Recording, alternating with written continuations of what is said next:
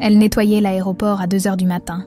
Le milliardaire a vu la photo d'enfance de sa fille perdue et est resté figé. L'aéroport de Lyon-Saint-Exupéry dormait dans cette heure étrange, où la nuit hésite avant de céder sa place au jour. 4 heures du matin, Anaïs Karadec poussait son chariot de nettoyage dans les couloirs déserts, ses pas résonnant comme un métronome solitaire sur le sol ciré. À 23 ans, elle connaissait chaque recoin de ce labyrinthe de verre et d'acier mieux que personne. Encore une nuit, encore les mêmes rêves, murmura-t-elle en français, teinté d'un léger accent lyonnais, tout en vaporisant le produit sur les vitres immenses qui donnaient sur les pistes endormies.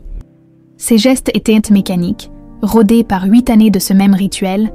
Depuis ses 15 ans, elle arpentait ses couloirs, nettoyait ses toilettes, astiquait ses sols. Certains auraient trouvé cette routine déprimante, mais pour Anaïs, c'était devenu une forme de méditation. Dans le silence de ces heures creuses, elle laissait son esprit vagabonder vers les 1000 possibilités de ce que sa vie aurait pu être. Elle s'arrêta devant la baie vitrée du Terminal 1, celle qui offrait la plus belle vue sur les avions au repos. Dans le reflet du verre, elle aperçut son visage fatigué mais déterminé. Ses longs cheveux châtain clair étaient relevés en queue de cheval pratique, et ses yeux verts, d'un vert si particulier qu'on s'en souvenait toujours, portaient cette mélancolie douce de ceux qui cherchent quelque chose sans savoir exactement quoi. « Tu rêves encore, ma petite Anaïs », dit-elle à son reflet, reprenant sans s'en rendre compte l'expression que lui disait souvent sœur Marie-Claire à l'orphelinat Saint-Clair. L'orphelinat, même après toutes ces années, le simple fait d'y penser lui nouait l'estomac, pas à cause de mauvais souvenirs. Au contraire, tante Héloïse avait toujours veillé sur elle comme une mère protectrice. Mais à cause de ce vide béant qui l'habitait depuis toujours, cette sensation d'être incomplète, comme un puzzle auquel il manquerait des pièces essentielles.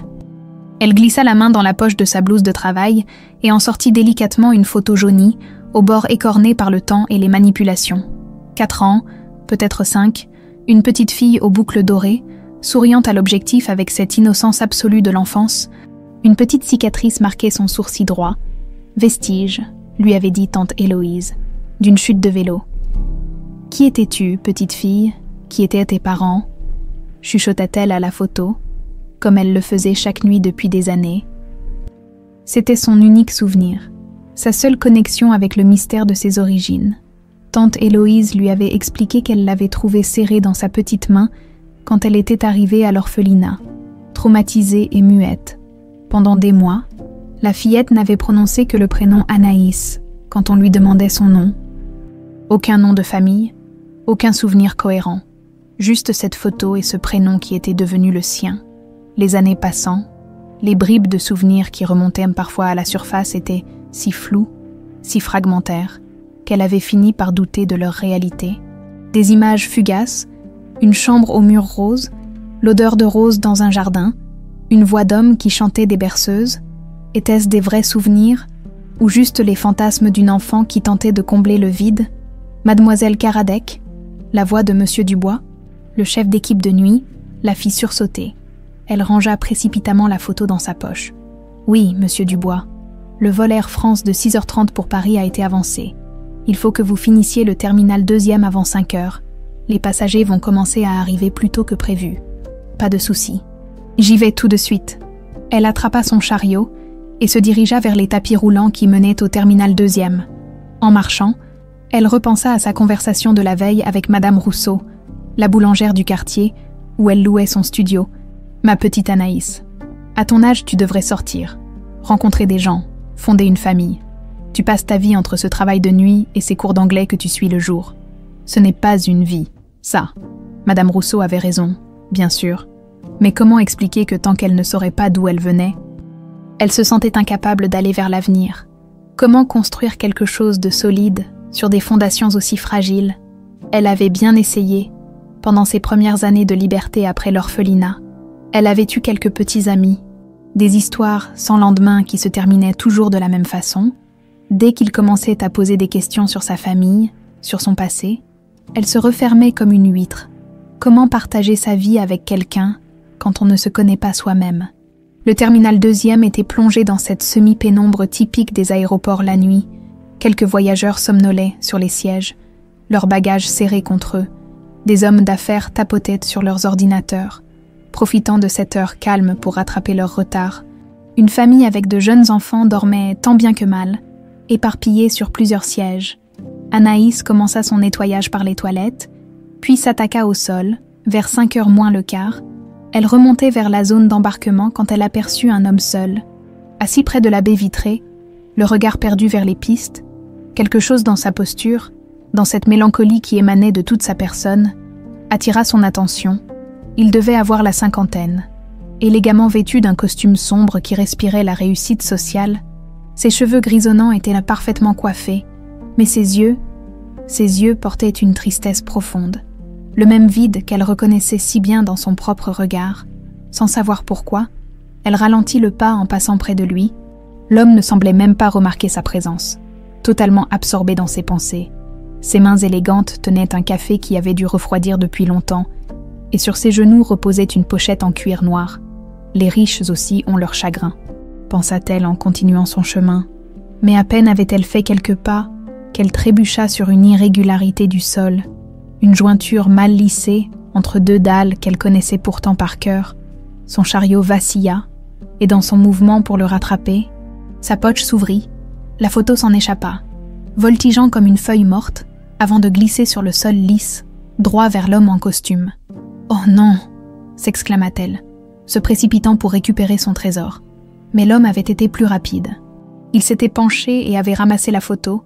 Quand il la regarda, son visage se décomposa littéralement. Le café lui échappa des mains, se répandant sur le sol dans un bruit mat. « Mon Dieu !» murmura-t-il d'une voix étranglée, fixant la photo comme s'il venait de voir un fantôme. Ses yeux se levèrent vers Anaïs, puis redescendirent vers la photo, puis remontèrent vers elle, dans un va-et-vient frénétique et incrédule. « Cette photo, où l'avez-vous eue ?» demanda-t-il d'une voix tremblante, ses mains aristocratiques tremblant légèrement. Anaïs sentit son cœur s'emballer. Jamais, en 8 ans de nettoyage nocturne, elle n'avait vu quelqu'un réagir ainsi à sa photo. L'intensité du regard de cet homme, ce mélange de choc et d'espoir désespéré dans ses yeux, lui donna le vertige. « Je l'ai toujours eu », balbutia-t-elle, troublée par l'émotion palpable de l'inconnu. « Depuis que je suis toute petite, c'est tout ce qui me reste. » L'homme se leva lentement, comme si chacun de ses gestes demandait un effort surhumain. Il était plus grand qu'elle ne l'avait imaginé, et dans la lumière blafarde de l'aéroport, elle put voir qu'il était livide. « Comment vous appelez-vous » chuchota-t-il. « Anaïs Karadec. » Il ferma les yeux, comme s'il venait de recevoir un coup de poing dans l'estomac. « Anaïs » répéta-t-il. Et il y avait dans sa voix quelque chose qui fit frissonner la jeune femme, une reconnaissance, une douleur infinie, un amour qui semblait remonter des profondeurs du temps. 19 ans plus tôt, Gérard Lemaire regardait sa petite Isaline courir dans le jardin de roses de leur propriété de Neuilly-sur-Seine, ses boucles dorées dansant dans la lumière dorée de cette fin d'après-midi de septembre. À 4 ans, elle avait cette grâce naturelle des enfants heureux, cette insouciance absolue de ceux qui grandissent dans l'amour. « Papa, regarde, je sais faire du vélo toute seule », criait-elle, pédalant maladroitement sur son petit vélo rose. Solange, sa femme, était assise à côté de lui sur la terrasse, son ventre rond témoignant de leur second enfant à venir. Elle souriait de ce sourire lumineux qui avait fait craquer Gérard dès leur première rencontre à la Sorbonne. « Elle a ton côté têtu », dit Solange en riant. « Regarde-la, elle refuse absolument que je l'aide. »« Et ta beauté ?» répondit Gérard, en embrassant tendrement la tempe de sa femme. « Notre petite princesse. » Il ne savait pas qu'Héloïse Marchand, leur jeune baby-sitter de 24 ans, les observait depuis la cuisine, ses yeux brillant d'une lueur inquiétante. Il ne savait pas que derrière son sourire parfait et ses références impeccables se cachait une obsession maladive qui allait détruire leur bonheur en quelques heures. Présent, Gérard Lemaire se réveilla en sursaut dans son appartement de la Tour Incity, le gratte-ciel le plus haut de Lyon. Encore ce rêve, toujours le même depuis 19 ans, il porta la main à sa poitrine, sentant son cœur battre la chamade. 6 heures du matin. Dans 2 heures, il devait prendre l'avion pour Barcelone pour négocier l'acquisition d'une start-up de télécommunications. La vie continuait, impitoyable et mécanique. Il se leva péniblement, ses 52 ans pesant lourd sur ses épaules. Dans le miroir de sa salle de bain, Il contempla ce visage que les magazines économiques qualifiaient de charismatique et déterminé. Tout ce qu'il y voyait, c'était un homme brisé qui jouait depuis des années la comédie de la réussite, Lemaire Télécom, son empire, 12 000 employés à travers l'Europe, un chiffre d'affaires de 3 milliards d'euros, des contrats avec les plus grandes multinationales. Tout cela construit méthodiquement, obsessionnellement, comme une forteresse pour se protéger de la douleur. Mais le soir venu, quand il rentrait dans cet appartement luxueux et vide, le silence l'assaillait avec la force d'un tsunami. « Monsieur le maire », la voix de sa gouvernante, Madame Bertin, résonna depuis le salon. « Votre petit déjeuner est prêt, et Monsieur Dufresne a appelé. Il souhaite vous parler avant votre départ. » Dufresne, son détective privé personnel, le 5e en 19 ans, comme les autres, il avait promis des résultats, parlé de nouvelles pistes, de témoins potentiels. Comme les autres, il appelait maintenant pour annoncer un nouveau cul-de-sac. Gérard enfila un costume Armani anthracite et rejoignit la salle à manger. Par les baies vitrées, Lyon s'éveillait lentement, la Saône serpentant paresseusement entre les collines.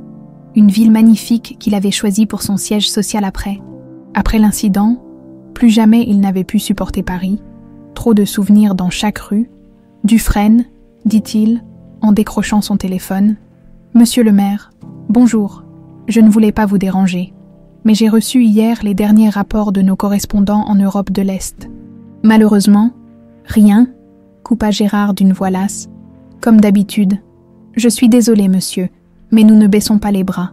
J'ai une nouvelle piste en Roumanie. Un réseau de... Combien cette fois? Pardon. Combien Dufresne? Combien pour cette nouvelle piste miraculeuse qui ne mènera nulle part? Un silence embarrassé. 50 000 € pour commencer l'investigation.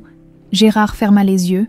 En 19 ans, il avait dépensé plus de 2 millions d'euros en détective privé, en voyant, en spécialiste de toutes sortes. 2 millions pour entretenir un espoir qui s'amenuisait chaque jour un peu plus. Envoyez-moi le rapport détaillé, je vous rappellerai. Il raccrocha et contempla sa tasse de café fumant. Combien de matins identiques avait-il vécu? Combien de faux espoirs, de pistes qui s'évaporaient, de nuits blanches à imaginer ce qu'était devenue sa petite Isaline. Le pire, c'était l'incertitude. Si elle était morte cette nuit-là avec Solange, au moins il aurait pu faire son deuil, pleurer, se reconstruire peut-être. Mais cette ignorance absolue, cette possibilité qu'elle soit quelque part, vivante, souffrant peut-être, cette pensée le rongeait comme un acide. Il ouvrit le tiroir de son bureau et en sortit un dossier usé, celui qu'il emportait partout depuis 19 ans. Photos, rapports de police, dépositions de témoins, analyses de psychologues, toute une vie résumée dans quelques feuillets jaunis. 15 septembre 2005, 20h30, autoroute A6, sortie Fontainebleau. Les faits étaient gravés dans sa mémoire avec une précision chirurgicale. Solange rentrait de chez sa sœur avec Isaline et Héloïse. Attaque de 3 hommes cagoulés. Solange abattue d'une balle dans la tête. Héloïse retrouvée inconsciente, gravement blessée. Isaline, introuvable. Étrangement, les agresseurs n'avaient pris ni les bijoux de Solange ni son sac. Aucune demande de rançon n'était jamais arrivée, comme si le but n'avait jamais été l'argent. Mais Isaline elle-même, Héloïse avait été hospitalisée 3 semaines. Traumatisme crânien, amnésie partielle. Elle se souvenait de l'attaque, des coups de feu. Mais rien de ce qui était arrivé à Isaline. Des hommes masqués l'ont emmenée, répétait-elle en pleurant. J'ai essayé de la protéger, monsieur le maire. J'ai essayé. Pauvre Héloïse. Elle avait été brisée par cette nuit autant que lui, après sa convalescence. Elle avait quitté la région, incapable de supporter les souvenirs. Il avait perdu sa trace depuis des années. Gérard regarda sa montre. 7 heures. Il devait partir pour l'aéroport dans 1 heure. Cette réunion à Barcelone était cruciale pour l'expansion de son groupe en Méditerranée. Mais il se sentait incapable de se concentrer sur les enjeux financiers. Il sortit de son portefeuille la photo qu'il gardait toujours sur lui, Isaline à 4 ans, dans le jardin de roses, le jour de l'accident, ses yeux verts pétillants de malice, ses boucles dorées ébouriffées par le vent, cette petite cicatrice au sourcil droit où elle était tombée de vélo quelques jours plus tôt. « Ma princesse », murmura-t-il comme chaque matin. « Où es-tu » Parfois, dans la rue, il croyait la reconnaître. Une silhouette, une couleur de cheveux, un éclat de rire, son cœur s'emballait alors, et il se mettait à suivre l'inconnu, jusqu'à ce que la réalité le rattrape brutalement. Isaline aurait 23 ans maintenant. Une femme, peut-être mariée, peut-être mère à son tour, peut-être morte depuis longtemps. Cette pensée lui était insupportable. Il referma le dossier et se dirigea vers sa penderie pour choisir une cravate. Dans le miroir, il aperçut sur sa table de nuit la photo de Solange le jour de leur mariage. Comme elle était radieuse dans sa robe blanche, ses cheveux châtains relevés en chignon sophistiqué. « Pardonne-moi, mon amour », chuchota-t-il à l'image. « Pardonne-moi de ne pas avoir su vous protéger. La culpabilité s'accompagne de tous les instants. S'il n'avait pas eu cette réunion d'urgence ce soir-là, s'il avait accompagné sa famille chez sa belle-sœur, tout aurait été différent. Solange serait encore là, Isaline grandirait dans leur maison de Neuilly, et lui ne serait pas cet homme vide qui dirigeait son empire comme un automate. Son téléphone vibra, un message de son chauffeur. « Voiture en bas, monsieur le maire ». Gérard attrapa sa mallette, glissa le dossier à l'intérieur par réflexe et quitta son appartement, dans l'ascenseur qui descendait vers le parking. Il repensa à cette phrase que lui avait dite un jour le commissaire Moreau, qui dirigeait l'enquête. « Monsieur le maire, il faut vous préparer à la possibilité que votre fille ait été vendue à un réseau. Ces organisations sont très efficaces pour faire disparaître les traces. » Vendue, le mot le révulsait encore, sa petite princesse. Son rayon de soleil, transformé en marchandise. « L'aéroport, monsieur ?» demanda René, son chauffeur depuis 15 ans. « Oui, terminal 2e, s'il vous plaît. » Pendant le trajet, Gérard contempla Lyon qui s'animait, les employés pressés vers leur bureau, les enfants en route vers l'école, toute cette normalité qui lui était devenue étrangère. Il vivait en marge du monde, dans une bulle de douleur et d'attente qui l'isolait de tout. À l'aéroport, il s'installa dans le salon business après avoir enregistré ses bagages. 5h30, son vol décollait dans 1 heure, il commanda un café et ouvrit son ordinateur portable, tentant de se concentrer sur les dossiers de la réunion, chiffres, graphiques, projections, autant de concepts abstraits qui n'arrivaient plus à captiver son attention comme autrefois. Son regard dériva vers les baies vitrées, quelque part dans ce monde immense. Sa fille existait peut-être. Quelque part, une jeune femme de 23 ans aux yeux verts vivait sa vie sans savoir qu'un père désespéré la cherchait depuis 19 ans. L'homme aux yeux gris la fixait avec une intensité troublante, tenant toujours sa photo entre ses mains tremblantes. Anaïs sentait son cœur battre si fort qu'elle était certaine qu'il pouvait l'entendre. Dans le silence feutré de l'aéroport, le temps semblait suspendu. « Anaïs !» répéta-t-il encore une fois, comme s'il goûtait chaque syllabe. « Mon Dieu, c'est impossible. »« Monsieur, je peux récupérer ma photo, s'il vous plaît ?» balbutia-t-elle, déstabilisée par l'émotion palpable de cet inconnu élégant. Mais il ne l'écoutait pas. Ses yeux naviguaient frénétiquement entre le visage d'Anaïs et la photo, établissant des comparaisons que la jeune femme ne comprenait pas. Il sortit brusquement son portefeuille, d'une main fébrile, et en extirpa une autre photo, qu'il plaça à côté de celle d'Anaïs. « Regardez, » dit-il d'une voix rauque. « Regardez bien. » Anaïs se pencha, intriguée malgré son malaise. Les 2 photos étaient pratiquement identiques, même angle, même sourire, même petite fille.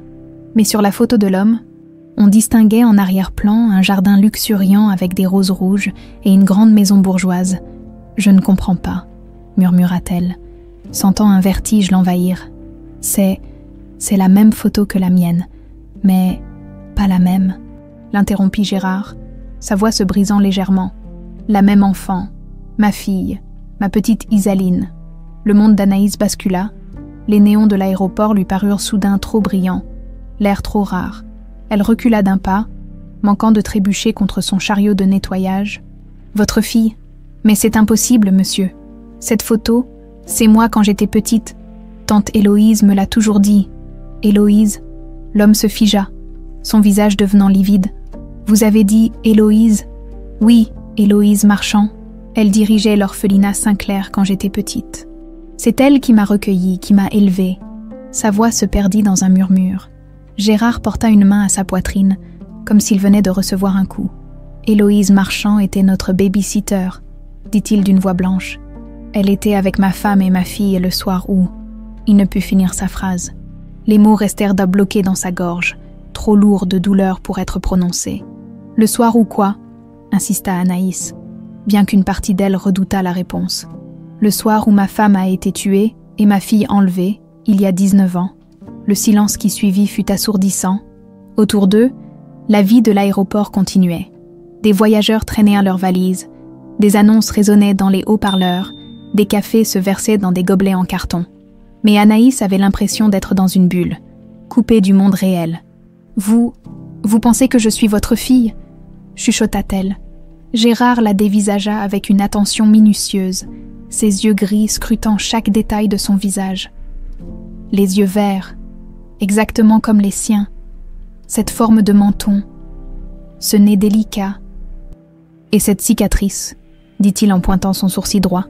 Isaline était tombée de vélo 3 jours avant sa disparition, exactement au même endroit. Instinctivement, Anaïs porta la main à sa cicatrice. Elle l'avait toujours eue, aussi loin que remontèrent ses souvenirs. Tante Héloïse lui avait raconté qu'elle s'était blessée en jouant dans la cour de l'orphelinat. « Non », dit-elle en secouant la tête. « Non, c'est impossible, tante Héloïse. Elle ne m'aurait jamais menti. Elle m'aimait comme sa propre fille. Je m'appelle Gérard Lemaire, » dit l'homme en lui tendant une carte de visite d'une main tremblante. « Lemaire Télécom. Vous pouvez vérifier. L'histoire de l'enlèvement de ma fille a été dans tous les journaux à l'époque. » Anaïs prit la carte, ses yeux s'écarquillant en lisant le nom. Même elle, qui ne s'intéressait pas aux affaires, connaissait ce nom. Lemaire Télécom. C'était l'un des plus gros groupes de télécommunications d'Europe. Vous êtes vraiment Gérard Lemaire. Oui, et si vous êtes ma fille, alors vous êtes Isaline Lemaire. Vous avez 23 ans. Vous êtes née le 12 mai 2001 à la clinique Sainte-Thérèse de Neuilly-sur-Seine. Anaïs sentit ses jambes se dérober sous elle. Elle s'assit lourdement sur une chaise proche, sa tête tournant dangereusement. « Le 12 mai » murmura-t-elle. « C'est effectivement ma date de naissance. Enfin, celle que m'a donnée l'orphelinat. » Gérard s'agenouilla devant elle, ses yeux brillants de larmes contenues. « Isaline, ma petite princesse. J'ai cherché pendant 19 ans, chaque jour. Chaque nuit, je n'ai jamais cessé d'espérer. Mais pourquoi tante Héloïse aurait-elle fait ça? Pourquoi m'aurait-elle menti pendant toutes ces années? » Les larmes commençaient à couler sur les joues d'Anaïs. « Elle m'a toujours dit que mes parents étaient morts dans un accident de voiture. Je ne sais pas, » avoua Gérard, sa voix brisée par l'émotion. Après l'agression, Héloïse était dans le coma. Quand elle s'est réveillée, elle souffrait d'amnésie partielle. Elle nous a dit que les agresseurs avaient emmené Isaline, ma fille, vous. Il marqua une pause, essuyant discrètement une larme qui avait échappé à son contrôle. Après sa convalescence, elle a quitté la région. Je n'ai plus jamais eu de ses nouvelles. Si elle vous a élevé, si elle vous a menti sur vos origines. Vous pensez qu'elle était complice? L'idée révoltait Anaïs. Tante Héloïse, si douce, si protectrice, qui l'avait bordée tous les soirs pendant des années, qui avait séché ses larmes, soigné ses bobos, je ne sais pas quoi penser, admit Gérard. Tout ce que je sais, c'est que vous ressemblez exactement à ma fille, que vous avez le bon âge, la bonne date de naissance, et que vous avez été élevée par la femme qui était avec elle le soir de sa disparition. Un employé de l'aéroport s'approcha d'eux, visiblement embarrassé. « Excusez-moi, mademoiselle Karadec, mais monsieur Dubois vous cherche. Il y a un problème avec l'équipe du matin. » Anaïs leva la tête, complètement désorientée. Son travail, son chariot de nettoyage, sa vie normale, tout cela lui semblait soudain irréel, comme appartenant à quelqu'un d'autre. « Dites à monsieur Dubois que je ne me sens pas bien, que je dois rentrer chez moi. » L'employé hocha la tête et s'éloigna. Gérard se releva et lui tendit la main. « Venez, nous ne pouvons pas rester ici. Il faut qu'on parle, qu'on essaie de comprendre. »« Où ?» demanda Anaïs, encore sous le choc. « Chez moi. Ou dans un café, si vous préférez. N'importe où vous vous sentirez en sécurité. » Anaïs le regarda longuement. Cet homme distingué prétendait être son père, l'homme qu'il avait cherché pendant 19 ans. Tout en elle criait que c'était impossible, que tante Héloïse n'aurait jamais pu lui mentir à ce point, mais les preuves étaient là, les photos identiques, la cicatrice, la date de naissance. Il y a un café ouvert 24h24 près de la gare de Lyon-Pardieu, dit-elle finalement. Le café du voyageur. On pourrait s'y retrouver dans 1 heure. Bien sûr, mais avant, il fouilla dans sa mallette et en sortit une carte de visite d'un laboratoire médical. Il faut qu'on fasse un test ADN. C'est le seul moyen d'être certain. Anaïs prit la carte d'une main tremblante. Et si c'est positif, si je suis vraiment votre fille? Gérard la regarda avec une tendresse infinie, mélange d'espoir fou et de crainte. Alors j'aurai retrouvé la seule chose qui comptait vraiment dans ma vie, et vous découvrirez que vous n'avez jamais été seul au monde. Et si c'est négatif? Le visage de Gérard s'assombrit. Alors je continuerai à chercher, comme je le fais depuis 19 ans. Anaïs hocha la tête, ramassa son sac à dos et abandonna son chariot de nettoyage. Pour la première fois depuis 8 ans, elle quittait son travail avant la fin de son service. Mais pour la première fois depuis 23 ans, elle avait peut-être trouvé une réponse à la question qui la hantait. En sortant de l'aéroport, elle se retourna une dernière fois vers cet endroit où sa vie venait de basculer, dans quelques heures. Elle saurait si elle était Anaïs Karadec, l'orpheline sans passé, ou Isaline Lemaire, la fille d'un magnate des télécommunications, dans quelques heures. Elle saurait enfin qui elle était vraiment. 3 jours plus tard, Anaïs fixait l'enveloppe scellée posée sur la table du café du voyageur, ses mains tremblant légèrement autour de sa tasse de thé refroidie. En face d'elle, Gérard Lemaire paraissait aussi nerveux qu'elle, ses doigts tapotant inconsciemment sur la table de formica usée. « Vous êtes prête ?» demanda-t-il doucement. Elle hocha la tête. Incapable de prononcer un mot, ces 3 jours d'attente avaient été les plus longs de sa vie. 3 jours à tourner en rond dans son petit studio, à analyser chaque détail de son visage dans le miroir, à fouiller dans ses souvenirs les plus flous à la recherche d'indices qu'elle avait peut-être négligés. 3 jours aussi à essayer de joindre tante Héloïse au téléphone. Sans succès, le numéro de l'orphelinat Saint-Clair ne répondait plus, et les renseignements lui avaient appris que l'établissement avait fermé ses portes 2 ans plus tôt. Gérard déchira l'enveloppe avec des gestes précautionneux. Comme s'il manipulait un explosif, il déplia le document officiel du laboratoire Biotech Lyon. Ses yeux parcourant rapidement les lignes de texte médical, son visage se décomposa progressivement, passant de l'anxiété à l'incrédulité, puis à une joie pure et brute qui le transfigura complètement. 99% de probabilité de filiation paternelle, lut-il d'une voix étranglée. Isaline, ma petite Isaline. Les larmes qu'il retenait depuis 3 jours se mirent à couler librement sur ses joues. Anaïs sentit son monde basculer définitivement. Ces mots sur ce papier blanc venaient à de réécrire entièrement son histoire personnelle. « Je suis vraiment votre fille », murmura-t-elle, bien que la réponse fût maintenant irréfutable. « Oui », dit Gérard, en se levant pour contourner la table. « Oui, ma chérie, tu es ma fille, tu es Isaline Lemaire. » Il la prit délicatement dans ses bras, comme s'il craignait qu'elle ne s'évapore. Anaïs se laissa faire, encore sous le choc, sentant cette étreinte paternelle qu'elle avait attendue inconsciemment toute sa vie. « 19 ans, chuchota Gérard contre ses cheveux. 19 ans que je te cherche. 19 ans que je vis avec ce vide béant dans la poitrine. » Anaïs se détacha doucement de lui, essuyant ses propres larmes. « Mais alors, tante Héloïse, pourquoi m'a-t-elle menti pendant toutes ces années ?» Le visage de Gérard se durcit. « C'est exactement ce qu'on va découvrir. Maintenant qu'on a la certitude que tu es ma fille, il faut comprendre ce qui s'est réellement passé cette nuit-là. Vous pensez qu'elle faisait partie des ravisseurs. Je ne sais pas quoi penser. Héloïse elle semblait sincèrement attachée à toi quand tu étais petite. Mais comment expliquer qu'elle t'ait élevée pendant des années en cachant ta véritable identité ?» Anaïs secoua la tête, tentant de réconcilier l'image de la femme douce et protectrice qu'elle avait connue avec celle d'une criminelle capable d'enlever un enfant. « Je veux la voir, » dit-elle soudain. « Il faut qu'on retrouve tante Héloïse. J'ai besoin d'entendre la vérité de sa bouche. » « D'accord. J'ai déjà contacté un détective privé pour la localiser. En attendant... » Il marqua une pause, semblant hésiter. « En attendant, tu pourrais venir chez moi, voir la maison où tu as grandi les 4 premières années de ta vie. » L'offre troubla Anaïs. Depuis 3 jours, elle vivait dans une sorte de limbe. Ni totalement Anaïs, ni encore vraiment Isaline. L'idée de découvrir son passé l'excitait autant qu'elle l'effrayait. Oui, j'aimerais voir. Une heure plus tard, la Mercedes de Gérard gravissait lentement la côte qui menait au quartier huppé de Lyon. Anaïs regardait défiler les villas cossues par la vitre, se sentant de plus en plus déplacée dans ses vêtements simples et ses baskets usées. « J'ai gardé ta chambre exactement comme elle était », dit Gérard, remarquant son malaise. « Pendant des années. J'espérais que tu rentrerais à la maison. Et si je ne m'en souviens pas, si rien ne me dit quelque chose, ça n'a pas d'importance. Tu étais si petite quand les souvenirs de la petite enfance sont fragiles. Mais qui sait, peut-être qu'un détail, une odeur, un objet déclenchera quelque chose. » Ils s'arrêtèrent devant une magnifique propriété du 19e siècle, entourée d'un jardin soigneusement entretenu.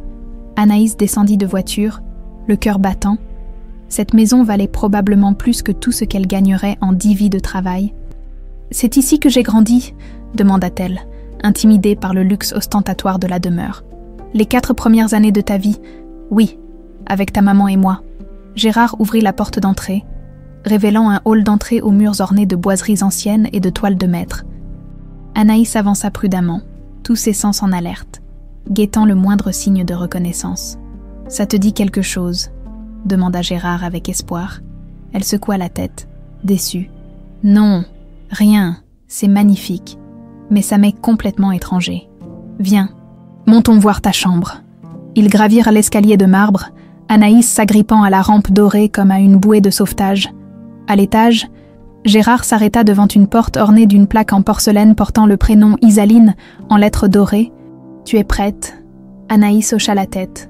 Gérard ouvrit délicatement la porte, comme s'il pénétrait dans un sanctuaire. La chambre était un rêve de petite fille. Murs rose pastel, lit à baldaquin blanc, étagères croulant sous les peluches et les livres d'enfants. Tout était parfaitement conservé, figé dans le temps comme un mausolée de l'enfance perdue. « Oh mon Dieu !» murmura Anaïs. Cette fois, quelque chose bougea dans sa mémoire. Un souvenir flou, insaisissable, comme un papillon qu'on ne peut attraper. Cette odeur, un mélange de talc et de rose, cette lumière dorée filtrant par les rideaux, la commode, dit-elle soudain, pointant un meuble laqué blanc. Il y avait une boîte à musique dessus, avec une danseuse qui tournait. Gérard écarquilla les yeux. « Oui, ta boîte à bijoux. Tu adorais la regarder danser en écoutant la berceuse. » Il ouvrit un tiroir de la commode et en sortit précautionneusement une délicate boîte en porcelaine. Quand il souleva le couvercle, une mélodie cristalline s'éleva dans la chambre. Et une petite ballerine se mit à tournoyer gracieusement. C'est alors qu'Anaïs s'effondra. Les souvenirs déferlèrent comme un tsunami, fragmentaires mais d'une intensité bouleversante. Elle se revit petite, assise en tailleur sur le tapis moelleux. Hypnotisée par la danse de la ballerine, une voix d'homme chantait avec la mélodie, la voix de son père. « Papa !» chuchota-t-elle, et le mot lui parut à la fois étranger et parfaitement naturel. Gérard la prit dans ses bras, bouleversé. « Tu te souviens ? Tu te souviens vraiment ? Pas tout, juste des bribes. Mais cette chanson, vous me la chantiez le soir pour m'endormir. Fais dodo, Colas mon petit frère, dit Gérard d'une voix tremblante. C'était ta berceuse préférée. » Ils restèrent enlacés au milieu de cette chambre musée. Père et fille enfin réunis après 19 années de séparation, mais au-delà de l'émotion des retrouvailles, une question terrible planait. Pourquoi Héloïse avait-elle fait cela ? « Papa », dit Anaïs, testant encore ce mot sur sa langue. « Il faut qu'on la retrouve. Il faut qu'on sache pourquoi elle nous a séparés. Je te le promets, » répondit Gérard avec une détermination farouche. Cette femme nous a volé 19 ans de bonheur. Elle va devoir s'expliquer. Il ressortit son téléphone et composa un numéro. « Dufresne, c'est Gérard Lemaire. J'ai du nouveau concernant l'affaire Isaline. Il faut que vous retrouviez Héloïse Marchand de toute urgence. Oui, je sais que ça fait des années qu'on l'a perdue de vue. Mais débrouillez-vous, c'est une priorité absolue. » En raccrochant, il se tourna vers sa fille. « On va la retrouver, ma chérie. Et cette fois, elle ne pourra pas échapper aux questions. » Anaïs hocha la tête, mais une partie d'elle redoutait cette confrontation. Que découvrirait-il sur la femme qu'il avait élevée avec tant d'amour apparent ? Et surtout, serait-il prêt à entendre la vérité ? Une semaine plus tard, le détective Dufresne avait été efficace. Héloïse Marchand dirigeait maintenant un petit orphelinat privé dans la banlieue de Grenoble, sous le nom de Foyer Sainte-Marie. Elle y travaillait depuis 15 ans, s'occupant d'une vingtaine d'enfants abandonnés avec, selon tous les témoignages, un dévouement exemplaire. Anaïs regardait défiler le paysage alpin par la vitre de la Mercedes, son estomac noué par l'appréhension. À côté d'elle, Gérard conduisait en silence, ses mâchoires crispées trahissant sa tension intérieure. L'inspecteur Moreau, qui avait repris l'enquête après toutes ces années, les suivait dans une voiture banalisée avec 2 collègues. « Tu es sûr que tu veux être là quand on l'interrogera ?» demanda Gérard pour la 3e fois. « Oui, » répondit Anaïs d'une voix ferme. « J'ai besoin d'entendre ses explications. J'ai besoin de comprendre pourquoi la femme qui m'a élevée m'a menti pendant 23 ans. » Le foyer Sainte-Marie était un bâtiment modeste des années 1970, entouré d'un petit jardin où quelques enfants jouaient sous la surveillance d'une éducatrice. L'endroit respirait la simplicité et la bienveillance, très loin de l'image sinistre qu'Anaïs s'était forgée d'un repère de criminels. « Ça ne ressemble pas vraiment à l'antre d'une kidnappeuse, » murmura-t-elle, troublée. « Les apparences peuvent être trompeuses, » répondit Gérard sombrement. Ils se garèrent devant l'entrée principale. L'inspecteur Moreau les rejoignit rapidement, son équipe se positionnant discrètement autour du bâtiment. « Nous allons procéder en douceur, » expliqua-t-il. « Officiellement, c'est un entretien de routine dans le cadre de la réouverture du dossier. Madame Marchand ne sait pas que Mademoiselle Mademoiselle Lemaire, a été retrouvée. Une jeune femme au sourire avenant les accueillit dans le hall d'entrée décoré de dessins d'enfants. « Bonjour, je suis Sarah, l'assistante de direction. Madame Marchand vous attend dans son bureau. » Ils suivirent Sarah dans un couloir aux murs égayés par des photos de sorties et d'activités. Des rires d'enfants résonnaient depuis les salles de classe, créant une atmosphère chaleureuse qui contrastait avec la tension du groupe. « Madame Marchand a transformé cet endroit en véritable cocon pour les enfants, » expliqua Sarah avec fierté. Elle dit toujours que chaque enfant mérite de se sentir aimé, quelles que soient les circonstances de son arrivée ici. Anaïs sentit son cœur se serrer. Cette description correspondait parfaitement à la femme qu'elle avait connue et aimée pendant des années. Sarah frappa délicatement à une porte marquée « Direction » et l'ouvrit sans attendre de réponse. « Madame Marchand, vos visiteurs sont arrivés. » Héloïse Marchand leva les yeux de ses dossiers, et son visage se figea instantanément. Elle avait vieilli. Ses cheveux étaient maintenant entièrement gris, et des rides marquèrent son visage. Mais ses yeux bleus étaient toujours les mêmes, des yeux qui passèrent de la surprise à la terreur pure, en l'espace d'une seconde. « Anaïs » chuchota-t-elle, sa voix se brisant. « Bonjour, tante Héloïse » répondit Anaïs, troublée par l'émotion palpable de la femme qui l'avait élevée. Héloïse se leva lentement, comme si chaque geste lui demandait un effort surhumain. Son regard se posa ensuite sur Gérard, et elle devint livide.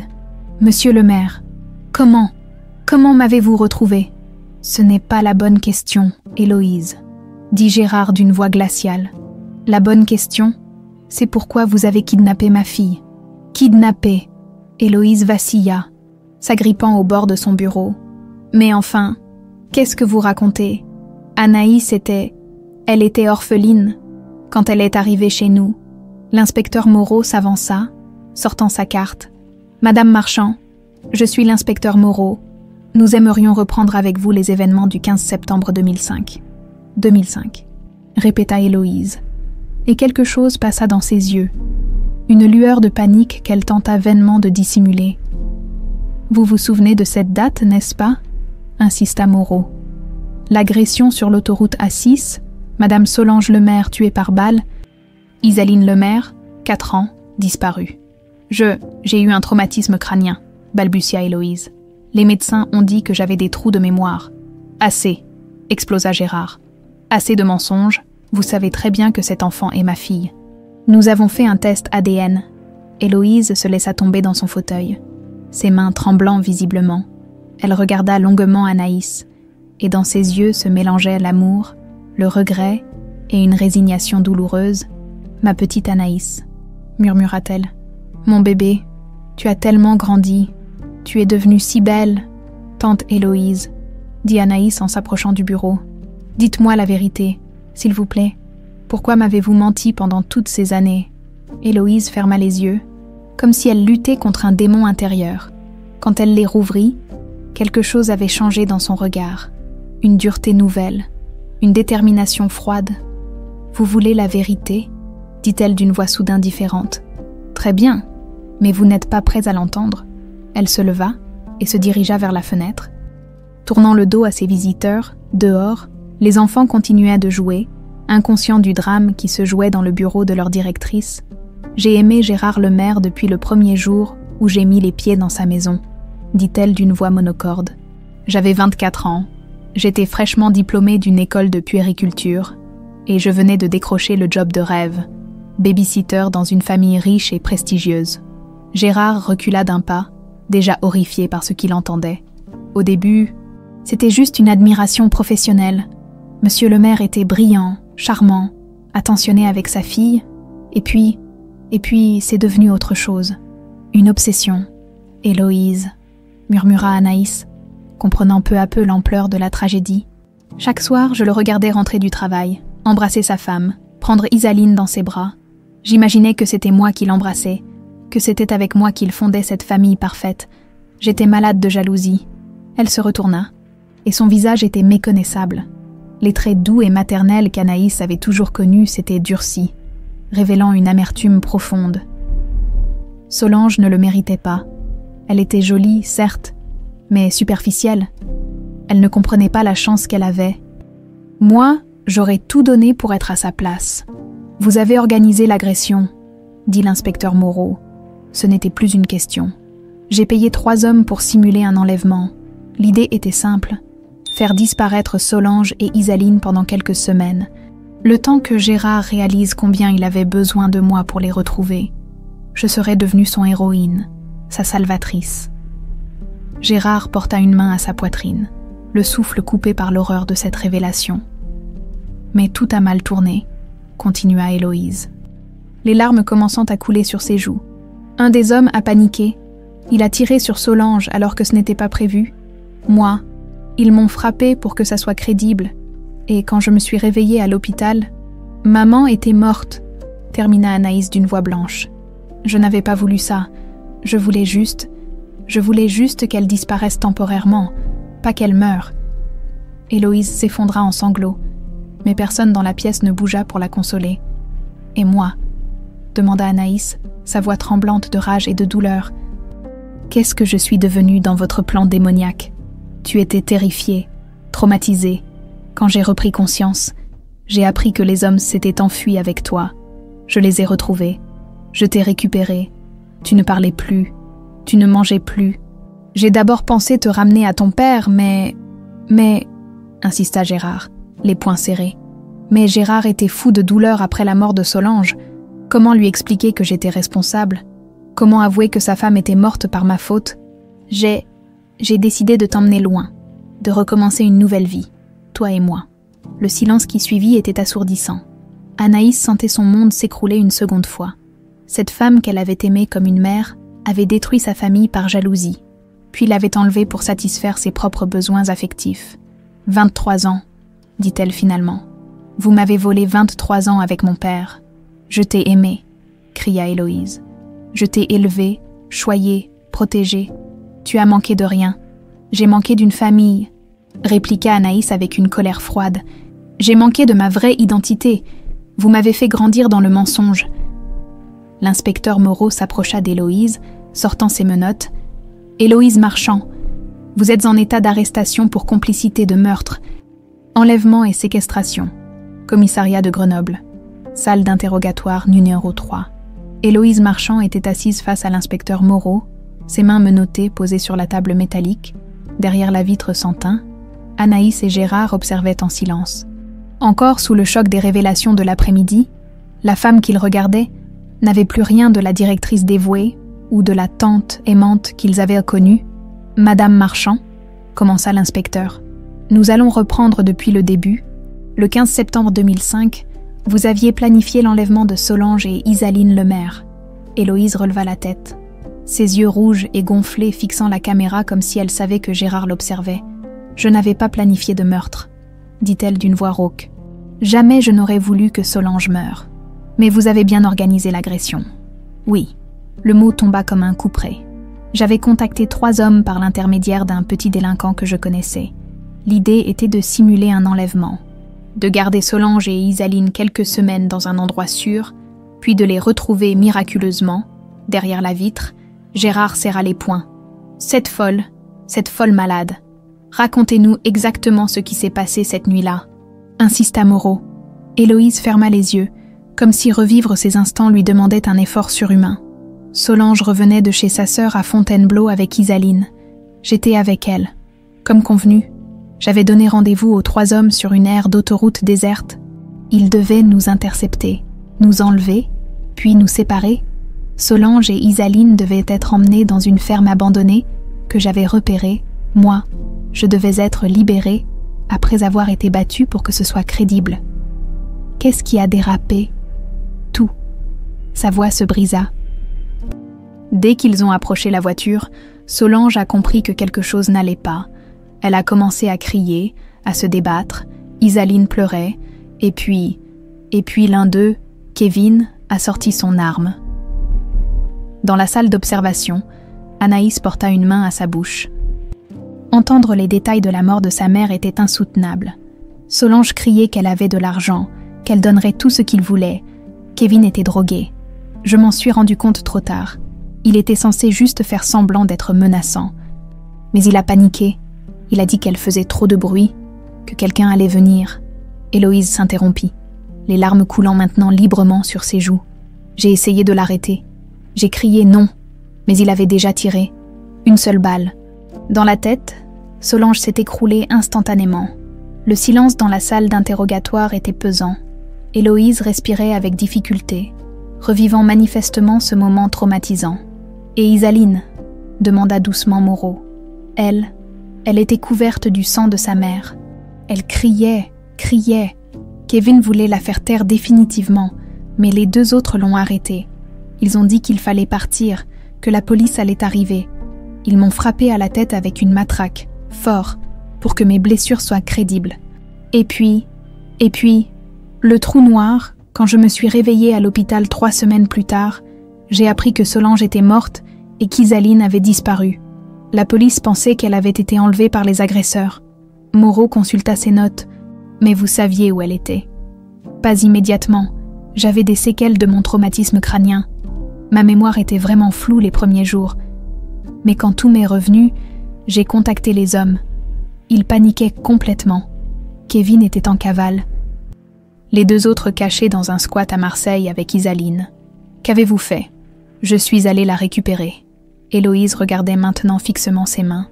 Elle était dans un état épouvantable, traumatisée, silencieuse, refusant de manger. Ces hommes ne savaient enfin pas s'occuper d'un enfant. Elle dépérissait. Dans la salle d'observation, Anaïs sentit les larmes monter. Imaginer sa version de 4 ans dans un squat sordide avec des criminels était insoutenable. Pourquoi ne pas l'avoir ramenée à son père? Demanda Moreau. Parce que... Héloïse releva la tête, et dans ses yeux brillait cette lueur obsessionnelle qui l'habitait depuis des années. Parce que Gérard était détruit par la mort de Solange. Il était devenu l'ombre de lui-même. Comment lui expliquer que sa femme était morte par ma faute? Comment avouer que j'avais orchestré tout ça par amour pour lui? Alors vous avez préféré voler sa fille. Je l'ai sauvée, cria Héloïse. Vous ne comprenez pas. Gérard était dans un état psychologique catastrophique. Il buvait, il ne dormait plus. Il était incapable de s'occuper de lui-même. Comment aurait-il pu élever une enfant traumatisée? Ce n'était pas votre décision à prendre. J'ai emmené Isaline loin de tout ça, j'ai changé d'identité, j'ai trouvé ce poste dans l'orphelinat de Grenoble, j'ai créé un dossier falsifié pour elle, une nouvelle histoire. Anaïs Karadec, orpheline recueillie après un accident de voiture. Héloïse se tourna vers la vitre, comme si elle pouvait voir Anaïs à travers. « Je l'ai aimée comme ma propre fille », dit-elle d'une voix suppliante. « Plus que ma propre fille, j'ai tout fait pour qu'elle soit heureuse, épanouie. Elle n'a manqué de rien. Sauf de son vrai père, rétorqua Moreau, sauf de sa vraie identité. » Gérard ne pensait qu'à ses affaires. Même avant la mort de Solange, il rentrait tard, partait en voyage d'affaires. C'est moi qui m'occupais vraiment d'Isaline au quotidien. C'est moi qui la consolais quand elle faisait des cauchemars. Moi qui l'aidais à faire ses premiers pas. Moi qui... Vous qui aviez tué sa mère, coupa l'inspecteur brutalement. Héloïse se tassa dans sa chaise, comme si elle venait de recevoir une gifle. Parlez-moi des autres hommes. Kevin et les 2 autres. Kevin est mort 6 mois plus tard, overdose dans un squat de Marseille. Les 2 autres, Bruno et Steve, je les ai payés pour qu'ils quittent la France et qu'ils se taisent. 50 000 € chacun, tout ce que j'avais d'économie. Et pendant 19 ans, vous avez vécu avec ce secret. Chaque jour, Héloïse ferma les yeux. Chaque jour, je me réveillais en me disant que j'allais tout avouer. Et chaque jour, je regardais Anaïs grandir, s'épanouir, devenir cette jeune femme merveilleuse. Et je me disais que révéler la vérité ne ferait que détruire son bonheur. Son bonheur. La voix de Gérard résonna soudain dans la pièce. Il était entré dans la salle d'interrogatoire, incapable de rester spectateur plus longtemps. « Monsieur le maire » commença Moreau. « Vous ne devriez pas... » « Son bonheur » répéta Gérard, en fixant Héloïse avec une rage froide. « Vous appelez ça du bonheur. Une enfant qui grandit sans savoir qui elle est vraiment, sans famille, travaillant comme femme de ménage depuis ses 15 ans parce que vous lui avez volé son héritage. » Héloïse recula devant la colère palpable de l'homme qu'elle avait aimé obsessionnellement. Je ne pouvais pas lui donner l'argent sans éveiller les soupçons, mais je l'ai toujours protégé, je l'ai toujours. Vous m'avez volé 19 ans avec ma fille, siffla Gérard. 19 ans de sa vie, 19 ans de la mienne. Vous avez détruit 3 existences par égoïsme pur. Je vous aimais, explosa Héloïse. Tout ce que j'ai fait, c'était par amour pour vous. Ça, ce n'était pas de l'amour, répliqua Gérard avec dégoût. C'était de la possession maladive, de l'obsession. Vous avez tué ma femme et volé ma fille par jalousie. Ne salissez pas le mot amour avec vos crimes. Anaïs entra à son tour dans la salle. Ses yeux rouges mais sa voix ferme. « Tante Héloïse » dit-elle simplement. Héloïse se tourna vers elle, et son visage s'adoucit instantanément. « Ma chérie, mon bébé, ne m'appelez plus jamais comme ça » coupa Anaïs. « Vous avez perdu ce droit il y a 23 ans quand vous avez décidé de détruire ma famille. Anaïs, s'il te plaît, tu ne comprends pas. J'ai tout fait pour toi, tout sacrifié.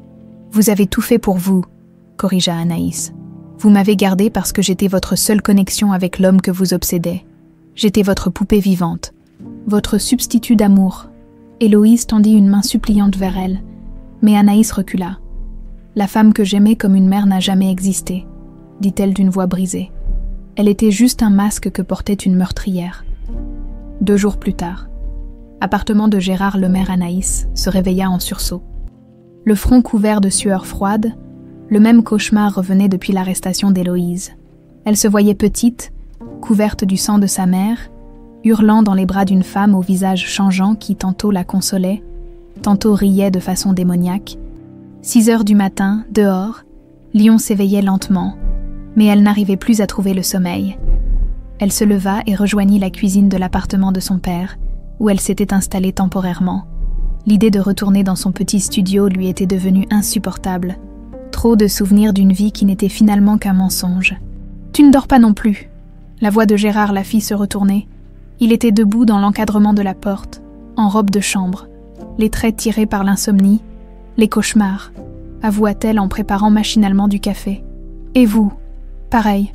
Depuis 48 heures, je n'arrive pas à accepter que cette femme ait vécu près de nous pendant des mois en planifiant ça. » Ils s'installèrent face à la table de la cuisine, chacun perdu dans ses pensées. Les révélations d'Héloïse avaient ouvert une blessure béante dans leurs vies respectives.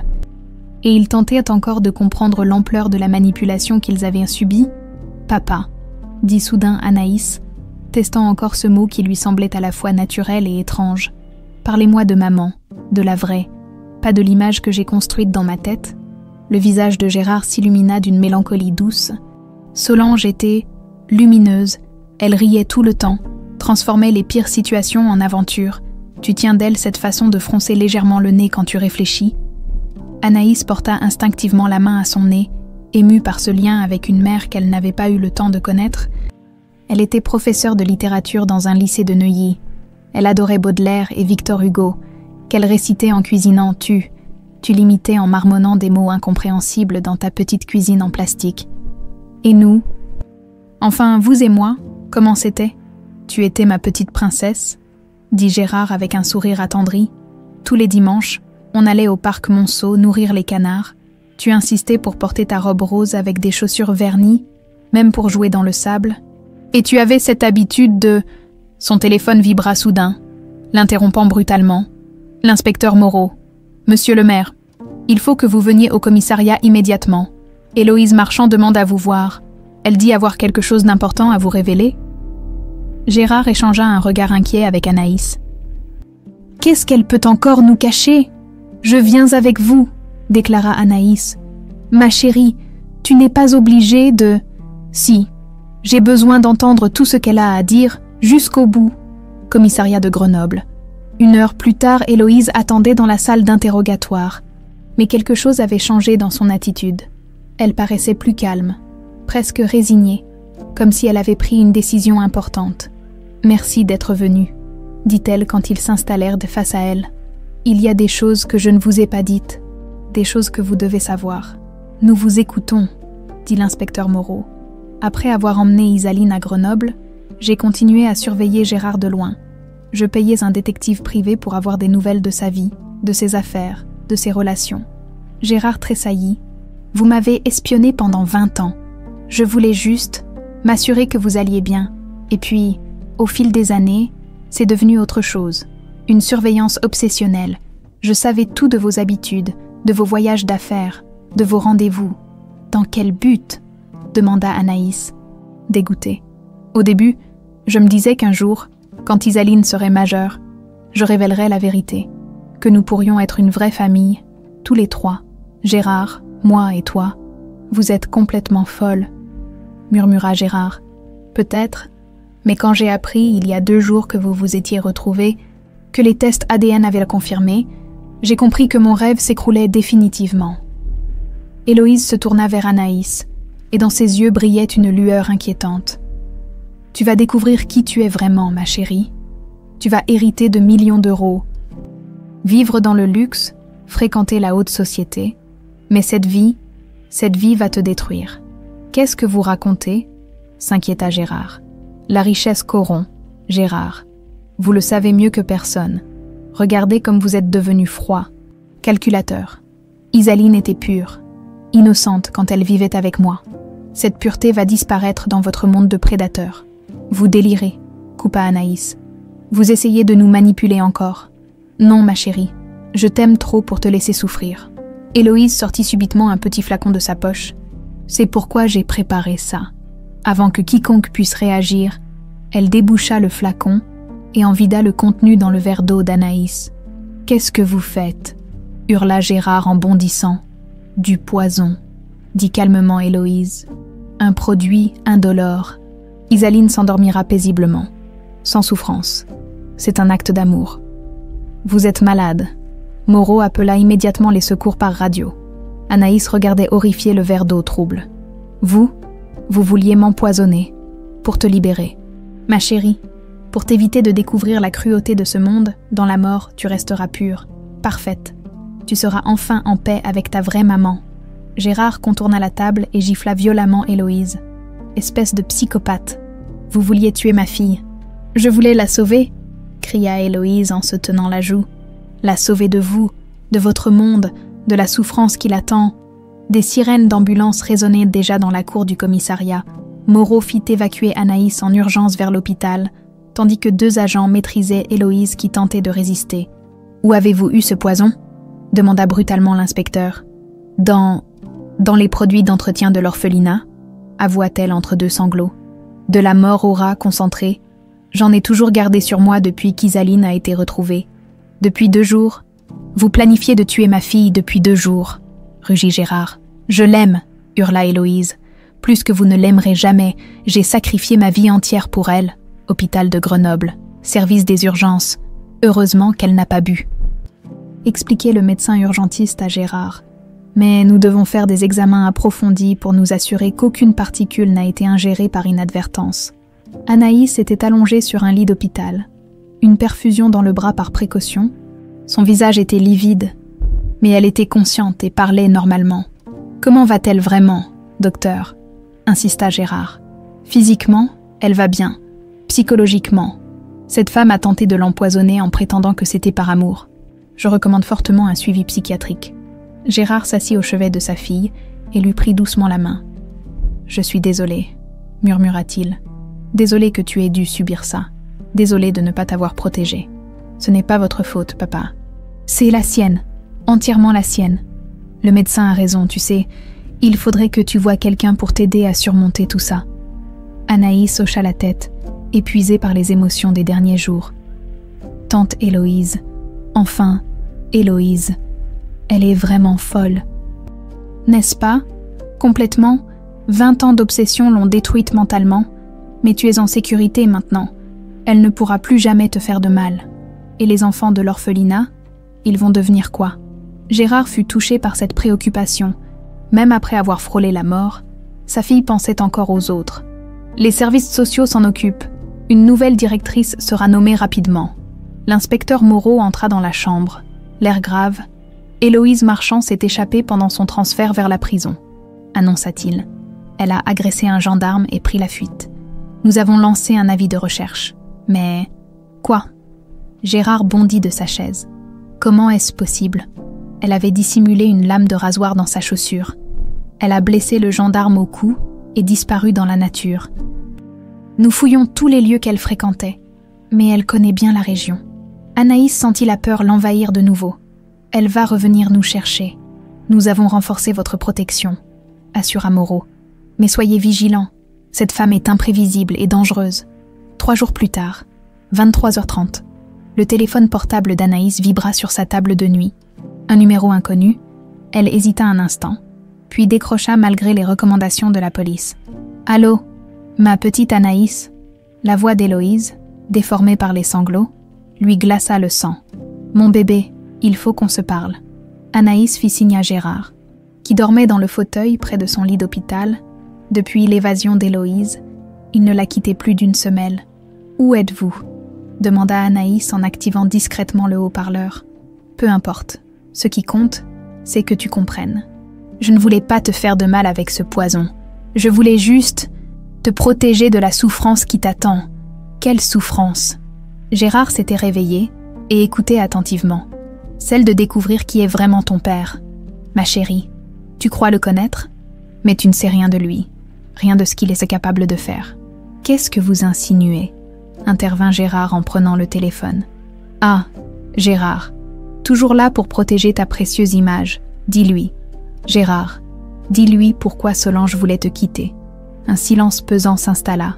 Anaïs regardait son père, troublée par l'expression soudain crispée de son visage. « Je ne vois pas de quoi vous parlez, » dit-il d'une voix tendue. « Bien sûr que si. Cette dispute que vous avez eue 3 jours avant l'agression, Solange avait découvert tes magouilles financières. Tes comptes en Suisse, tes dessous de table avec les contrats publics, elle menaçait de tout révéler. Vous mentez, siffla Gérard. Mais Anaïs remarqua qu'il évitait son regard. Elle avait rendez-vous avec un journaliste du Figaro le lendemain de sa mort. Comme c'est pratique qu'elle soit morte avant, n'est-ce pas ? Anaïs sentit son sang se glacer. « Papa, c'est vrai. Anaïs, ne l'écoute pas.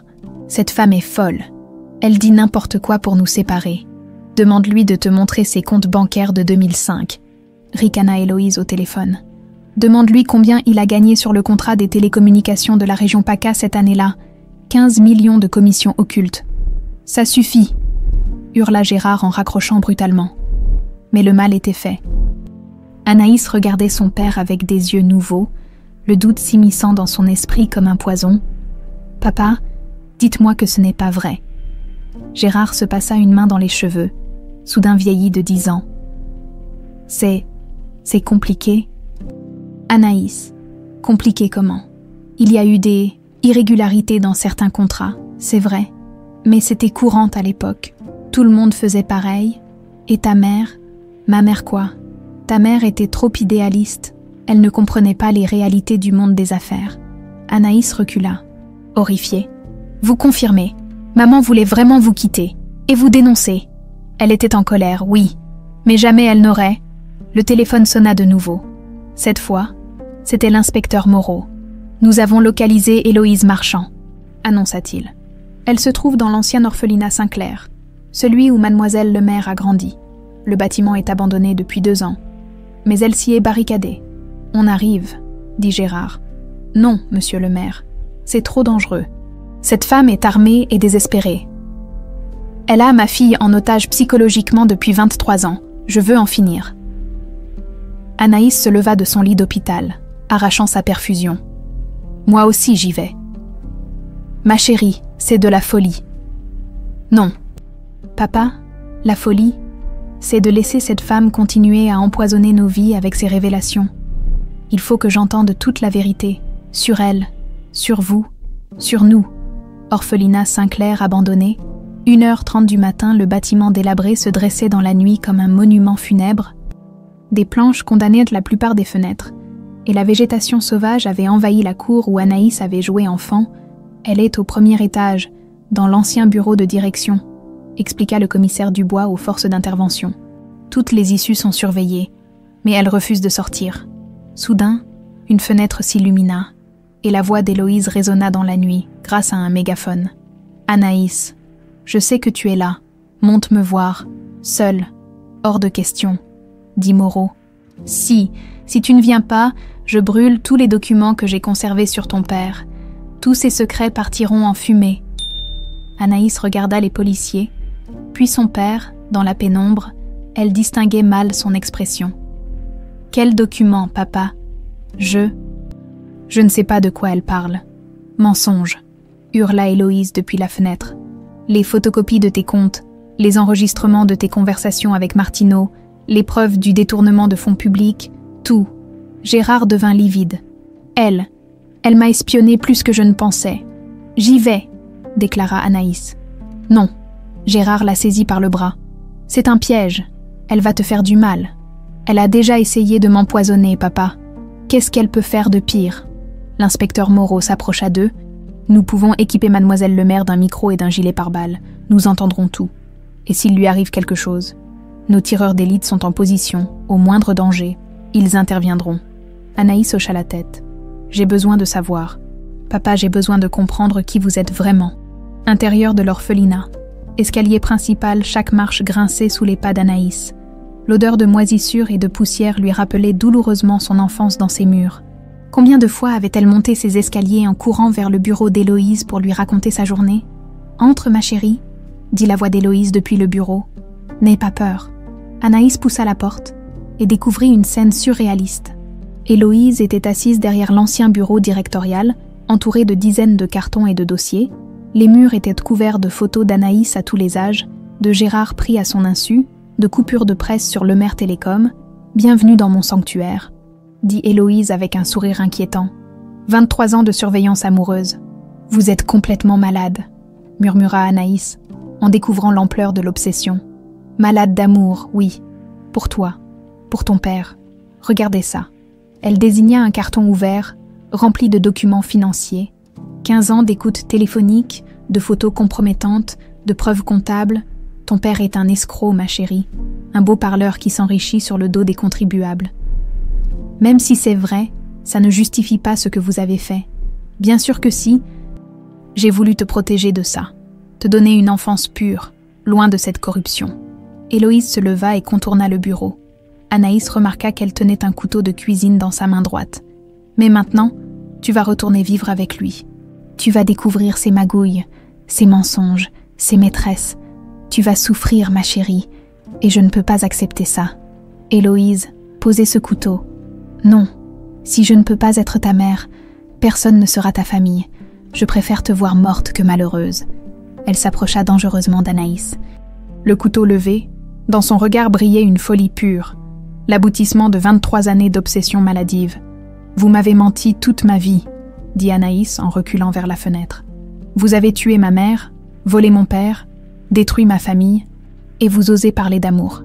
Tout ce que j'ai fait, c'était pour nous, pour notre petite famille parfaite. Nous n'avons jamais été une famille. Vous n'êtes qu'une kidnappeuse obsessionnelle. » Héloïse hurla de rage et se précipita vers Anaïs. Le couteau pointait vers son cœur. Mais Anaïs avait anticipé l'attaque. Elle esquiva au dernier moment et poussa violemment Héloïse, qui bascula en arrière. Le cri d'Héloïse fut bref. Son corps dévala l'escalier de bois dans un bruit sourd, s'immobilisant au pied des marches dans une position impossible. Silence. Les policiers se précipitèrent à l'intérieur. Héloïse Marchand gisait, le cou brisé, ses yeux fixes tournés vers l'étage où elle avait vécu ses derniers instants d'obsession. Elle était morte, constata le médecin urgentiste quelques minutes plus tard. Anaïs regardait le corps de celle qui avait été sa tante pendant tant d'années. Elle ne ressentait ni joie, ni tristesse, juste un immense vide, et la sensation qu'un chapitre terrible de sa vie venait enfin de se refermer. Orphelinat Saint-Clair, 2h15 du matin. Le silence qui suivit la chute d'Héloïse était assourdissant. Anaïs se tenait en haut de l'escalier, les jambes tremblantes, fixant le corps immobile de celle qui avait façonné sa vie entière par le mensonge. Les faisceaux des lampes torches des policiers dansaient sur les murs décrépits, créant des ombres grotesques qui semblaient danser autour du cadavre. Anaïs... Gérard grimpa les marches 4 à 4, ignorant les ordres des policiers. Il prit sa fille dans ses bras, sentant tout son corps trembler de choc. « Elle est morte !» murmura Anaïs contre l'épaule de son père. « Oui, ma chérie, c'est fini. Elle ne pourra plus jamais te faire de mal. » L'inspecteur Moreau les rejoignit, son visage grave mais soulagé. Le médecin légiste confirme le décès. Fracture des vertèbres cervicales, mort instantanée. C'était de la légitime défense, dit Gérard avec fermeté. Cette folle a tenté de tuer ma fille. Nous avons tout entendu grâce au micro, confirma Moreau. Mademoiselle Lemaire n'a fait que se défendre face à une agression au couteau. Il n'y aura aucune poursuite. Anaïs se détacha de son père, essuyant les larmes qu'elle n'avait pas réalisé avoir versées. « Je veux voir les documents, » dit-elle soudain. Anaïs. « Non, papa. J'ai le droit de savoir. Après tout ce qui s'est passé, j'ai le droit de connaître toute la vérité sur vous aussi. » Gérard baissa la tête, résigné. Dans le bureau, les cartons d'Héloïse révélaient effectivement 20 ans de surveillance obsessionnelle, mais aussi des preuves accablantes de corruption dans l'Empire Lemaire. Anaïs parcourut les documents d'une main tremblante, compte offshore, dessous de table, chantage sur des hommes politiques. L'image du père retrouvé s'effritait page après page. 15 millions d'euros détournés en 2005, lut-elle à voix haute. Le contrat PACA, maman avait donc vraiment découvert vos magouilles. Anaïs, laisse-moi t'expliquer. Expliquer quoi? Elle se tourna vers lui, ses yeux verts brillants de colère et de déception. Qu'Héloïse avait raison, que vous êtes effectivement un escroc. Les affaires ne sont pas toutes blanches ou toutes noires, se défendit Gérard. Dans ce milieu, il faut parfois violer la loi, voler l'argent public, corrompre des élus. Gérard se passa la main dans les cheveux. Soudain vieilli. Ta mère? Solange était idéaliste. Elle ne comprenait pas les réalités économiques. Oui, il y a eu des arrangements, des commissions non déclarées, mais tout l'argent a servi à développer l'entreprise, à créer des emplois, à vous enrichir, corrigea Anaïs amèrement. À nous enrichir. Tu es mon héritière, Anaïs. Tout ce que j'ai construit, c'est pour toi. Je n'en veux pas. Les mots sortirent de sa bouche avant qu'elle puisse les retenir. Je ne veux pas d'un héritage bâti sur la corruption. Ne dis pas ça. Tu ne sais pas ce que tu dis. L'inspecteur Moreau toussa discrètement. Nous devons évacuer les lieux. L'enquête préliminaire va commencer, mais vous pouvez rentrer chez vous. Villa Lemaire, 4h30 du matin. Le trajet de retour s'était déroulé dans un silence pesant. Anaïs regardait défiler le paysage nocturne, perdue dans ses pensées. En quelques heures, elle avait perdu une seconde fois sa mère adoptive, découvert la vérité sur la mort de sa vraie mère et appris que son père était un criminel en col blanc. « Tu veux du thé ?» proposa Gérard une fois dans le salon. « Non, je veux juste comprendre. » Ils s'installèrent face à face, comme des étrangers. L'euphorie des retrouvailles s'était évaporée, remplacée par une gêne mutuelle. « Maman voulait vraiment vous quitter ?» demanda Anaïs. Gérard soupira profondément. « Oui, elle avait découvert les comptes suisses par hasard. En fouillant dans mes papiers pour préparer notre déclaration d'impôt, elle était furieuse. Et le journaliste, Stéphane Moreau du Figaro, un spécialiste des affaires financières. Solange avait pris rendez-vous avec lui pour le lendemain de l'agression. Vous pensez qu'Héloïse était au courant? C'est possible. Elle écoutait tout dans la maison, apparemment. Gérard marqua une pause. Mais je te jure, Anaïs, que je n'ai jamais voulu la mort de ta mère. Jamais. Mais vous n'êtes pas mécontent qu'elle soit morte avant de pouvoir vous dénoncer. La phrase claqua comme un fouet. Gérard encaissa, sachant qu'il l'avait mérité. Si, dit-il finalement. Si, je suis mécontent.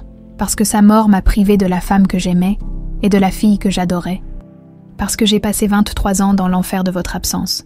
Aucun argent au monde ne valait ce prix. » Anaïs étudia le visage de son père, pour la première fois depuis leur retrouvaille. Elle y lisait une sincérité absolue, une douleur brute qui ne pouvait pas être feinte. « Mais vous continuez, » dit-elle. « Même après sa mort, vous continuez les magouilles. Par habitude, par automatisme, et parce que je ne savais plus comment faire autrement. » Il la regarda droit dans les yeux. « Mais si tu me demandes d'arrêter, j'arrête tout, dès demain. Vraiment. Je vendrai l'entreprise. Je rendrai l'argent détourné. Je témoignerai contre mes complices. Si c'est le prix pour récupérer ma fille, je le paie. » Anaïs se leva et marcha vers la baie vitrée. L'aube commençait à poindre sur Lyon. Colorant le ciel de teintes rosées, somewhere in this city, elle avait nettoyé des couloirs d'aéroport une semaine plus tôt, ignorant qu'elle était l'héritière d'un empire financier. « Je ne sais plus qui je suis », avoua-t-elle. Pendant 23 ans, j'étais Anaïs Karadec, l'orpheline. Pendant une semaine, j'ai cru être Isaline Lemaire, la fille de milliardaire retrouvée. Maintenant, je ne sais plus. Tu es ma fille, dit Gérard en la rejoignant. Quel que soit ton nom, quelles que soient tes décisions. Tu es la petite fille qui dansait dans le jardin de roses, celle qui chantait avec sa boîte à musique. Le reste, on peut le changer, même votre passé criminel. Même ça, si tu me laisses une chance. Anaïs se tourna vers lui, cherchant dans ses yeux gris une trace de la manipulation qu'elle avait trop connue avec Héloïse, mais elle n'y trouvait qu'un amour paternel authentique et une volonté désespérée de rédemption. « D'accord, » dit-elle finalement. « Une chance, mais à plusieurs conditions. Lesquelles ? Premièrement, vous vendez l'entreprise et vous restituez tout l'argent détourné. Deuxièmement, vous témoignez devant la justice pour faire tomber le réseau de corruption. Troisièmement, » elle marqua une pause, surprise par sa propre détermination. Troisièmement, nous transformons l'héritage propre en quelque chose d'utile. L'orphelinat Saint-Clair va être rénové et transformé en centre d'accueil modèle pour enfants abandonnés, en mémoire de maman et de tous les enfants qui ont souffert comme j'ai souffert. Gérard sourit pour la première fois depuis des heures. Tu ressembles tellement à ta mère quand tu parles comme ça. C'est oui, à toutes tes conditions. Ils s'embrassèrent, père et fille enfin réunis non plus par le hasard ou le désespoir, mais par un choix mutuel et conscient. Dehors, le jour se levait définitivement sur Lyon, comme il se levait sur leur vie. Le cauchemar était fini. La reconstruction pouvait commencer. Commissariat de Grenoble. Rapport final, l'inspecteur Moreau refermait le dossier Marchand, le maire, quand son collègue Dubois entra dans son bureau. « Alors, comment tu conclus ? Héloïse Marchand, morte dans l'exercice de sa folie obsessionnelle. Gérard Lemaire, corrompu mais repentant. Anaïs Lemaire, victime devenue survivante. » Moreau marqua une pause. « Et une famille qui renaît de ses cendres. Tu crois qu'ils vont s'en sortir ? Oui, parce qu'ils ont choisi la vérité plutôt que le mensonge. Contrairement à Héloïse, ils ont choisi l'amour plutôt que l'obsession. » Il rangea le dossier dans les archives, refermant définitivement une affaire qui avait hanté sa carrière pendant 20 ans. Justice était enfin rendue, 6 mois plus tard. Cimetière de Père-Lachaise. Paris, le printemps parisien, avait revêtu le cimetière de ses plus belles couleurs. Entre les tombes centenaires et les allées pavées, la nature reprenait ses droits avec une délicatesse respectueuse. Anaïs tenait dans ses mains un bouquet de roses rouges, les mêmes que celles qui ornaient jadis le jardin de son enfance. « Tu es prête ?» demanda doucement Gérard, qui portait lui aussi des fleurs, des lys blancs, les préférés de Solange. « Oui », répondit Anaïs en ajustant le foulard de soie que lui avait offert son père. « J'ai attendu 23 ans pour lui rendre visite. Il est temps. » Ils avancèrent ensemble vers la tombe de Solange Lemaire, située dans un carré paisible ombragé par de vieux marronniers. La pierre tombale en marbre blanc portait une inscription simple. Solange Lemaire, épouse et mère aimée, sa lumière continue de briller dans nos cœurs. Anaïs s'agenouilla devant la tombe, déposa délicatement ses roses et ferma les yeux. 6 mois de thérapie familiale avec le docteur Roussel l'avaient aidée à apprivoiser ses émotions, à reconstruire son identité brisée entre Anaïs et Isaline. « Bonjour maman », murmura-t-elle, et les mots coulèrent, naturellement, sans effort. « Je sais que nous ne nous sommes pas vraiment connus, Mais papa m'a tellement parlé de vous ces derniers mois que j'ai l'impression de vous connaître depuis toujours. » Le vent printanier faisait danser les pétales des roses fraîchement déposées. Gérard s'agenouilla à côté de sa fille, posant ses lys près des roses rouges. « Mon amour, » dit-il à la pierre tombale, « je t'amène notre fille. Notre petite Isaline est revenue à la maison. » Anaïs sourit à travers ses larmes. Au cours de ces 6 mois, elle avait appris à répondre aux 2 prénoms, Isaline pour son père et leurs moments intimes, Anaïs pour le reste du monde et son travail. Elle était devenue les 2 à la fois, réconciliée avec sa double identité. « Papa m'a raconté que vous récitez Baudelaire en cuisinant. » Continua-t-elle. « Il m'a appris l'invitation au voyage. Je le chante maintenant quand je prépare le dîner dans notre nouvelle maison. Leur nouvelle maison. Plus la villa ostentatoire de Neuilly, mais une demeure plus modeste dans le 16e arrondissement. Achetée avec l'argent propre de la vente de Lemaire Télécom, Gérard avait tenu parole. Il avait vendu son empire, restitué les 15 millions détournés et témoigné devant le tribunal de grande instance contre ses anciens complices. Le scandale avait fait la une des journaux pendant des semaines. Mais ils avaient traversé cette épreuve ensemble. « Maman, » reprit Anaïs, « je voulais vous dire que papa a changé. Il n'est plus l'homme cupide et manipulateur qu'il était. La perte de nous 2 l'avait rendu amer, mais notre réconciliation l'a transformé. Il consacre maintenant tout son temps au projet de l'orphelinat. L'orphelinat Saint-Clair rénové avait été inauguré 3 mois plus tôt, financé entièrement par l'héritage nettoyé des Lemaire. Il accueillait désormais 40 enfants dans des conditions exemplaires.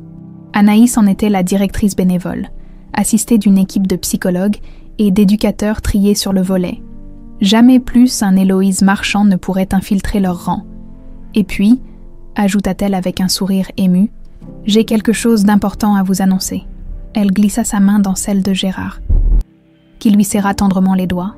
Cette nouvelle, ils avaient voulu l'annoncer ici, en premier, à Solange. « Je vais me marier, maman, avec un homme merveilleux que j'ai rencontré à l'orphelinat. Il s'appelle Thomas, il est pédiatre et il adore les enfants autant que moi. » Thomas Dubois était arrivé dans sa vie 3 mois plus tôt. Quand il avait commencé à assurer les consultations médicales gratuites pour les enfants de l'orphelinat, contrairement aux hommes qu'elle avait fréquentés avant, il n'avait pas été intimidé par son histoire complexe ou son passé douloureux. Au contraire, sa résilience l'avait séduit. « Il me fait rire », continua Anaïs, « comme vous faisiez rire papa, d'après ce qu'il me raconte, et il me chante des berceuses quand j'ai des cauchemars sur Héloïse. » Les cauchemars s'espaçaient, grâce à la thérapie et à l'amour patient de Thomas. Parfois encore, elle se réveillait en sursaut, croyant sentir l'odeur de désinfectant de l'ancien orphelinat ou entendre la voix manipulatrice d'Héloïse. Mais Thomas était toujours là pour la rassurer, la ramener au présent, lui rappeler qu'elle était en sécurité.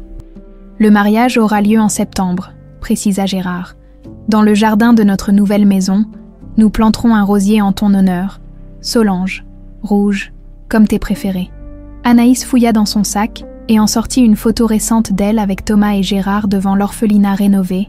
Ils souriaient tous les 3, entourés d'enfants épanouis. « Regardez, maman, nous formons de nouveau une famille, une vraie famille, basée sur l'amour et la vérité, pas sur les mensonges et l'obsession. » Elle coinça délicatement la photo sous l'un des lys blancs de son père. « Héloïse Marchand a été enterrée au cimetière de Grenoble, » dit Gérard. « Personne n'est venu à ses funérailles. Elle est morte comme elle a vécu, seule avec ses mensonges. J'ai failli y aller, » avoua Anaïs. « Pour lui pardonner, peut-être. Mais Thomas m'a dit qu'on ne pardonne pas aux morts pour eux, mais pour soi. Et j'ai réalisé que j'avais déjà pardonné en choisissant de construire quelque chose de positif avec ma douleur. Le soleil de l'après-midi filtrait à travers les branches des marronniers, créant des jeux d'ombre et de lumière sur la tombe fleurie. D'autres visiteurs se promenaient dans les allées, rendant visite à leurs disparus avec la même mélancolie paisible. « Docteur Roussel dit que j'ai intégré mes 2 identités, » reprit Anaïs. « Isaline, l'enfant aimé qui a vécu 4 ans dans l'innocence. Et Anaïs, la survivante qui a grandi dans l'adversité, mais a gardé sa capacité d'aimer, je ne renierai aucune des 2. Tu es devenue exactement la femme que ta mère aurait voulu que tu deviennes, » dit Gérard avec fierté, forte, généreuse, intègre et si belle. « J'ai ses yeux verts, » sourit Anaïs. « Et son côté idéaliste, d'après vous, et son caractère bien trempé, Thomas va avoir du fil à retordre. Ils rirent ensemble, un rire libéré du poids des secrets et des mensonges, autour de la tombe de Solange. L'atmosphère n'était plus à la tragédie, mais à la réconciliation. À la paix retrouvée, il faut qu'on y aille, dit finalement Gérard en consultant sa montre. Thomas nous attend pour dîner, et nous avons ce rendez-vous avec l'architecte demain matin pour la nouvelle aile de l'orphelinat. Anaïs se releva, épousseta sa robe et contempla une dernière fois la tombe fleurie. Au revoir, maman. Je reviendrai vous voir avec Thomas la prochaine fois, et peut-être avec vos petits-enfants, un jour. L'idée de fonder une famille ne l'effrayait plus. Avec Thomas, elle se sentait capable d'être mère sans reproduire les erreurs d'Héloïse ou subir les absences de Gérard. Ils quittèrent le cimetière main dans la main, père et fille, réunis par l'amour et renforcés par l'épreuve, derrière eux, sur la tombe de Solange Lemaire. Les roses rouges et les lys blancs se mêlaient harmonieusement, symbole d'une famille enfin apaisée. En sortant, Anaïs se retourna une dernière fois vers le cimetière. Quelque part entre ces allées paisibles reposait une femme qu'elle n'avait pas eu le temps de connaître mais qui lui avait légué l'essentiel, la capacité d'aimer sans posséder, de protéger sans étouffer, de construire sans détruire. « Merci, maman », murmura-t-elle au vent printanier, « pour tout. » Et dans ce merci se mêlait la gratitude pour la vie reçue, la reconnaissance pour l'exemple d'intégrité laissé. Et la promesse de perpétuer cette lumière dans les générations futures, l'histoire d'Anaïs Isaline Lemaire venait de trouver sa fin heureuse. Mais surtout son nouveau commencement,